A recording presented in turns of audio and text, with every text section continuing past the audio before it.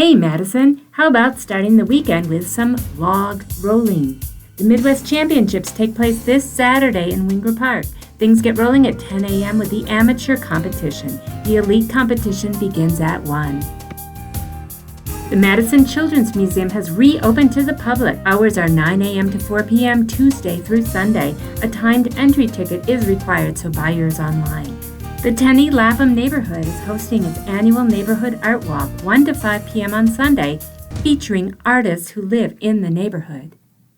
Also Sunday, Taliesin in Spring Green, home to the world-famous architect Frank Lloyd Wright, hosts its Family Fun Day, celebrating pride, with self-guided outdoor tours of the 800-acre estate from 10 a.m. to 3 p.m.